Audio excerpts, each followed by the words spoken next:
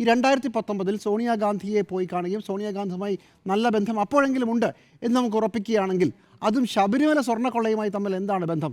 നമ്മൾ വസ്തുത അന്വേഷിച്ച് പോകണമല്ലോ. ഈ രാഷ്ട്രീയ വാദപ്രതിവാദങ്ങൾ അവിടെ നിൽക്കട്ടെ. വസ്തുത എന്താണ്? വസ്തുത 2019 ദേവസ്വം ബോർഡ് കേരളം ഭരിക്കുന്നത് ഇടതുപക്ഷ സർക്കാരാണ്. അപ്പോൾ സോണിയാഗാന്ധിയുമായി ഇനി വേണ്ട, സോണിയാഗാന്ധിയുമായി അടുത്ത ബന്ധമുള്ള ആളാണെന്ന് വിചാരിക്കൂ.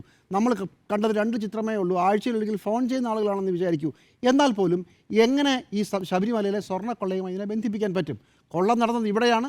ഈ കൊള്ളയുമായി ബന്ധപ്പെട്ട് നടന്ന കാര്യങ്ങൾ മുഴുവൻ ദേവസ്വം ബോർഡിലെ ഉദ്യോഗസ്ഥരാണ് ചെയ്തത്. അതുമായി ബന്ധപ്പെട്ട് ദേവസ്വം ബോർഡ് പ്രസിഡൻറ്റും ഒരംഗവും ഇപ്പോൾ ജയിലിലാണ്.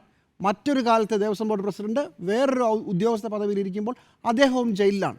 ഇത്രയും കാര്യങ്ങളാണ് നമ്മുടെ മുമ്പിലുള്ളത്. അപ്പോൾ സോണിയാഗാന്ധിയുമായി ബന്ധമുണ്ട് എന്നതുകൊണ്ട്, സോണിയാഗാന്ധിയുടെ അവിടം വരെ കയറി എന്നുള്ളത് കൊണ്ട് ശബരിമലയിൽ ഇപ്പോൾ നടക്കുന്ന സ്വർണ്ണക്കൊള്ളയെക്കുറിച്ച് നമുക്ക് എങ്ങനെ പറയാൻ പറ്റും? അതൊരു കാരണവശാലും നിൽക്കില്ല.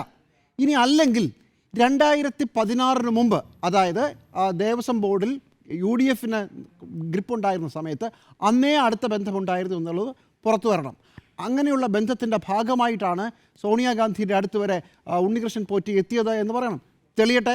അങ്ങനെയാണെങ്കിൽ അതിനകത്തൊരു വസ്തുത ഉണ്ടാവാൻ സാധ്യതയുണ്ട്. പക്ഷേ ഇപ്പോൾ പറയുന്നതനുസരിച്ച്, LDF തന്നെ പറയുന്നതനുസരിച്ച് 2019 കാലഘട്ടത്തെ ചിത്രമാണെന്നാണ് പറയുന്നത്.